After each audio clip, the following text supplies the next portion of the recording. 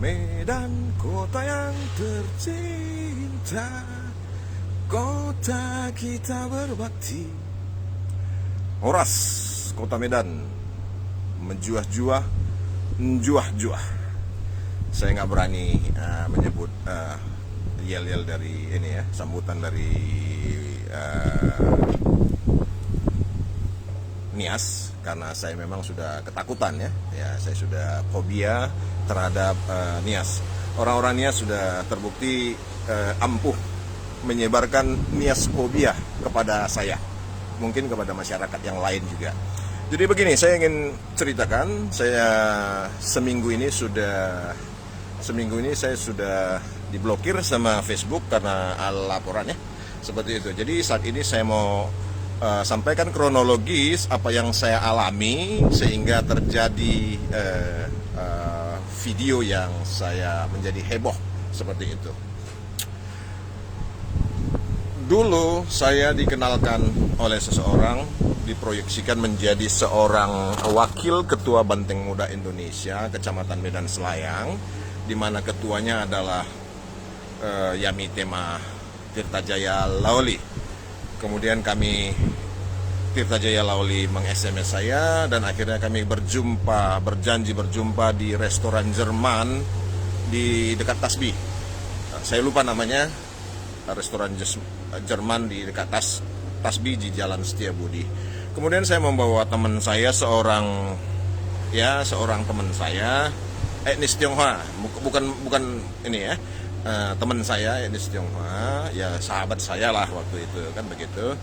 Dan kemudian biayanya 700.000 dan dibayar oleh Yami Tema Laoli seperti itu. Saya ingat sekali angkanya.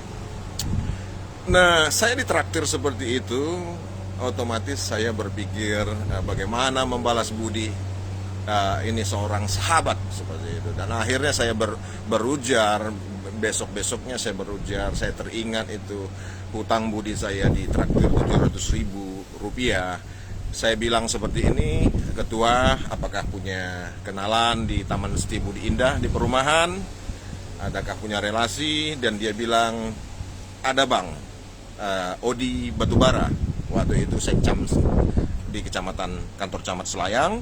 Odi Batubara adalah ponakan Yopi Batubara almarhum, yaitu pemilik PT IRA, pengembang perumahan Setiabudi Indah Medan 1 dan 2. Dan akhirnya mereka berjanji, maksudnya kami bertiga rapat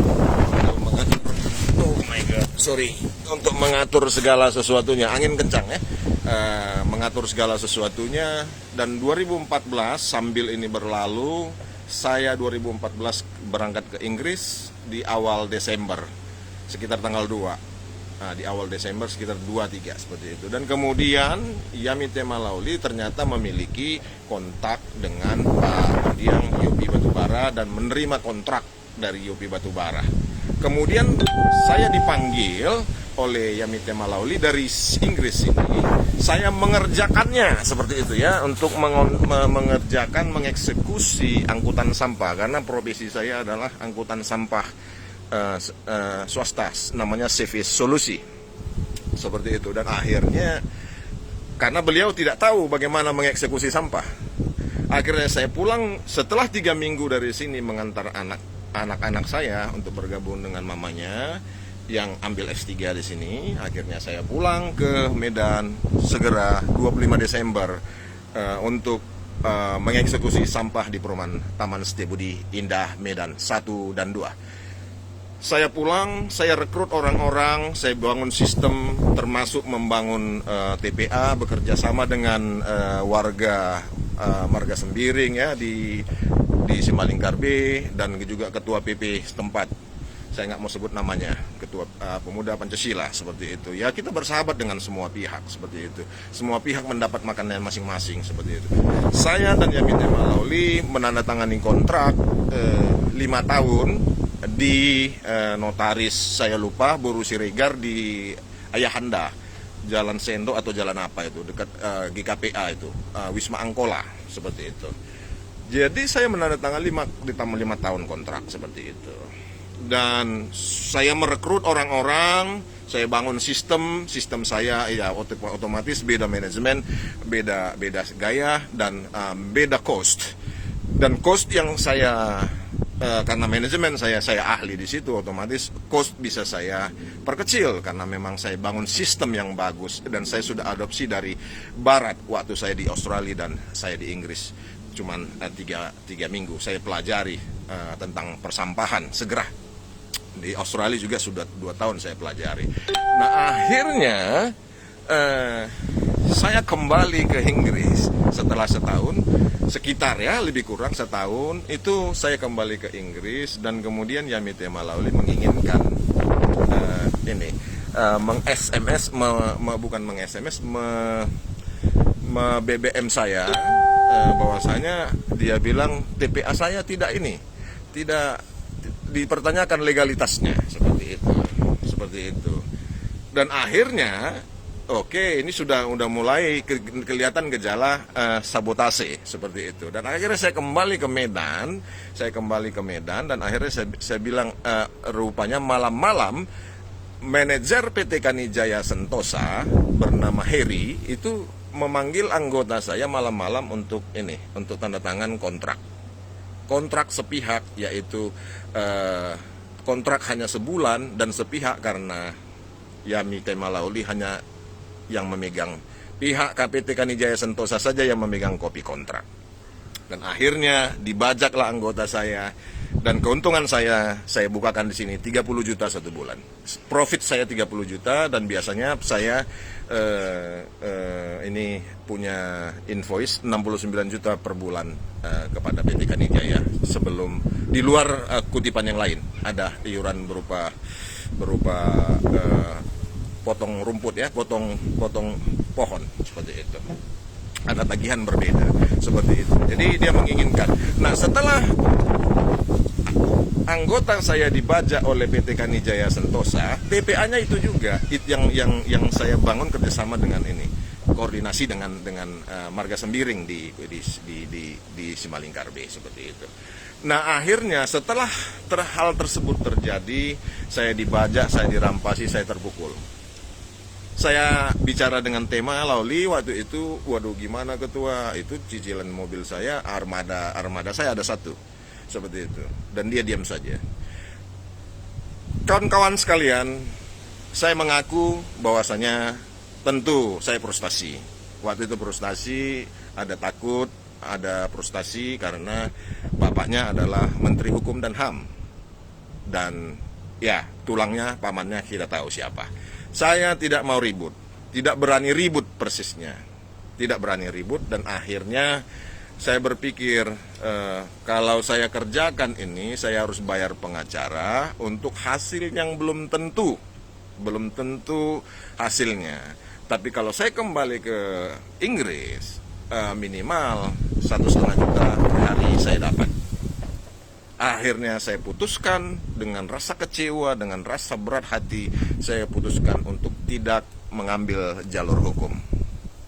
Tidak mengambil jalur hukum dengan konsep mungkin bukan hukum positif yang saya tempuh, tetapi bisa saja hukum budaya, hukum adat. Saya ingin main di sosial, hukum sosial seperti itu. Dan akhirnya saya mencoba untuk menulis keluhan saya di Facebook saya. Saya juga menulis, meng-copy paste-nya ke Facebooknya Bapak Yasona Lauli.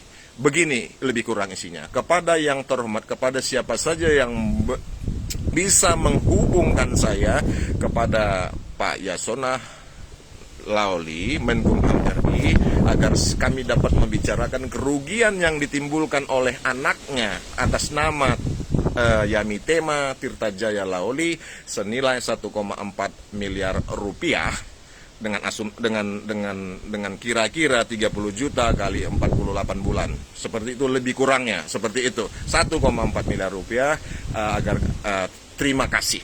Seperti itu. Dan akhirnya ada yang mengatakan, ada orang PNS, orang Nias di Pemkab di Pulau Nias mengatakan dia bisa menghubungkan saya dengan Yasona Lauli, dan akhirnya Di akhirnya melalui inbox dia mengatakan pihak Yasona Lawli tidak mengenal saya, pihak keluarga besar Yasona Lawli tidak mengenal saya, seperti itu. Dan saya bilang ini antara damai dan perang. Saya bilang kalau saya siap damai, saya juga siap perang, seperti itu. Artinya perang urat saraf. Tentu ya. Tentu Daud harus punya jarak dengan Goliat. Kalau Daud dengan Goliat tidak punya jarak, Daud pasti mati. Seperti itu. Nah, jadi akhirnya saya copy paste juga itu komen permohonan saya itu di grup Facebook Nias Selatan, grup Facebook Nias Barat, dan grup Nias lainnya, beberapa yang lainnya. Saya sampaikan keluhan itu, saya sampaikan permasalahan itu di grup Facebook Nias Selatan, Nias Barat, dan lain-lain. Dan akhirnya di grup Facebook Nias Selatan dan Barat itu saya dimaki-maki oleh orang Nias. Saya dibilang sinaga babi hanya karena itu. Ada yang bilang nenek moyang orang Batak itu monyet katanya. Dan akhirnya saya mundur dari situ. Saya mengatakan seperti ini. Saya mohon maaf. Saya dirampok ya. Saya sudah dirampok. Saya coba menggapai dengan secara sosial, secara persuasif. Saya dimaki dan nenek moyang orang Batak disebut monyet. Hanya admin grup tersebut yang berhak untuk membantah ini, seperti itu. Hanya itu. Dan kemudian saya mengatakan seperti ini. Saya mohon maaf, saya salah. Tadi saya pikir ada orang Kristen di grup ini. Ternyata di grup ini tidak ada orang Kristen, yang ada hanya orang Nias. Saya minta maaf.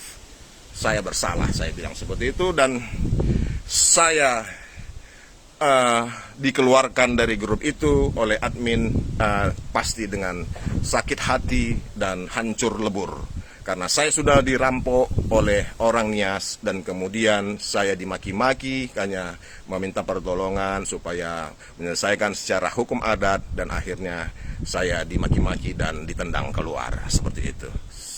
Mungkin hal itu membawa ke dalam nurani saya seperti itu. Begitulah keadaannya sampai suatu saat saya melihat ada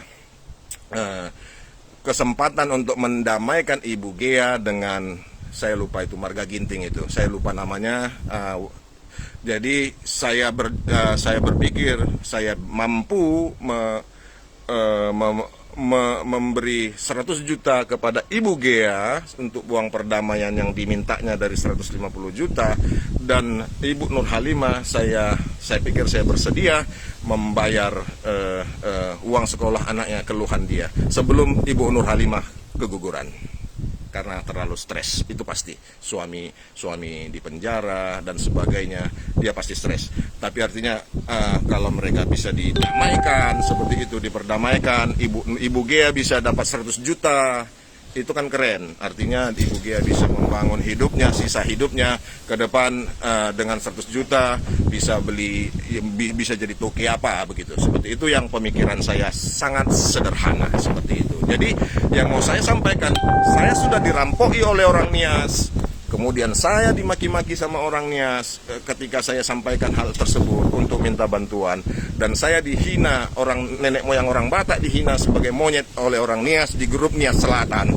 Kemudian saya minta maaf dan kemudian saya coba lagi mendamaikan Ibu Gea dan siapa itu dan si Bro Ginting itu. Tetapi memang saya menceritakan ada kisah cerita saya dengan seseorang memang bertelepon, ada yang mencemaskan budaya tersebut masih dijalankan seperti itu dan akhirnya saya harus dilapor kepada polisi seperti itu.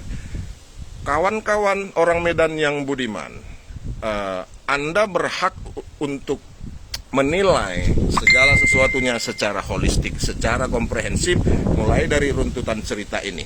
Itu kisah saya yang sebenar-benarnya terjadi. Saya tidak mau bersumpah karena saya tidak diajarkan tidak untuk bersumpah. Jika ya, katakan ya, jika tidak, katakan tidak. Jika benar, katakan benar. Jika tidak benar, katakan tidak benar. Seperti itu. Jadi yang mau saya sampaikan adalah orang-orang Nias sungguh kekompakan kalian saya salut, termasuk untuk membuat seorang Konrad Sinaga menjadi fobia Nias. Saya fobia, saya ketakutan. Saya akui kekompakan kalian membuat, saya pikir bukan saya saja, banyak orang akan fobia terhadap Nias. Karena apa? Konrad Sinaga sudah dirampok, kemudian dirampok oleh orang Nias, kemudian dia curhat di grup Nias, kemudian dia dimaki-maki, dihajar, ditendang juga dari grup itu, kemudian dia minta maaf, dia pula yang minta maaf, kemudian dilapor ke polisi. Jadi ini bukan melibatkan hanya satu orang Nias saja, saya dimaki-maki oleh grup Nias, di grup Nias Selatan, grup Nias Barat, dan sebagainya. Jadi ini bukan antara Konrad Sinaga dengan satu orang Nias, tapi kelompok Nias yang begitu besar. Luar biasa. Jadi Nias fobia akan terjadi di Kota Medan. Dan di sisi lain, hatiku memang ada ingin menginjil, mengeritisi, seperti itu. Mengeritisi, menginjil.